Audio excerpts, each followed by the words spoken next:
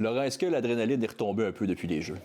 Oui, c'est retombé, là. C'est reprendre la routine familiale, on revient à la maison, la vie normale avec une médaille qui est sur la table en ce moment, mais qui rapidement va être dans un tiroir, puis je suis revenu la même personne qu'avant. C'est dur de revenir à la réalité? C'est une bonne question. Pour la plupart des athlètes, je dirais oui. Je dirais que ça a été dur pour moi il y a 4 ans, quand j'ai gagné ma première médaille olympique. Mais là, j'ai pas l'impression que ça va être difficile. C'est quelque chose que j'ai déjà vécu. Quand tu fais un 500 mètres, là, OK, on s'entend, là, c'est distance ultra courte, tu es en effort maximal, tu souffres. Qu'est-ce qui se passe entre tes deux oreilles à ce moment-là, quand tu es dans une course comme celle-là? Mon but, c'est toujours de garder ça le plus simple possible dans ma tête. Je pense que le truc, quand tu as des courses douloureuses qui vont faire mal, c'est de se dire d'avance que ça va faire mal. C'est de pas être dans le déni, de pas dire non, ça fera pas mal, parce que là, tu sais que finalement, ça va faire mal pour vrai, puis c'est un choc. T'es mieux de dire ça va faire mal, mais je suis prêt pour ça, je me suis entraîné pour ça.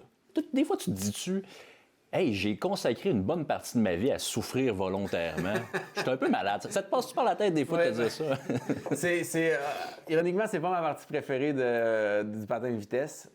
Mais c'est pas mal la base de souffrir. Ben oui, ça se passe difficile. C'est sûr, Ouais. ça fait plus mal aux jambes que le golf puis le baseball. Là, on s'entend. Là. C'est un sport vraiment exigeant physiquement. C'est un sport vraiment tough. Puis, je ferai pas ça pour le fun quand je vais finir, mais c'est un mal nécessaire. Puis pas le choix si on veut être bon dans le sport. Elle représente quoi pour toi, cette médaille-là, dans ta distance de prédilection? Ça représente beaucoup. Après les Jeux de Beijing, quand j'ai fini 4e au 500, oui, j'ai gagné une médaille au 1000, mais j'étais un gars de 500. Puis quand j'ai gagné ma médaille au 1000, c'est j'ai gagné une médaille aux Olympiques, c'est correct, je suis médaille olympique, mais il y a une partie de moi qui m'a dit, j'aurais dû en avoir 2. Là. Si je gagne une médaille au 1000, je devrais en gagner une au 500 aussi. T'sais.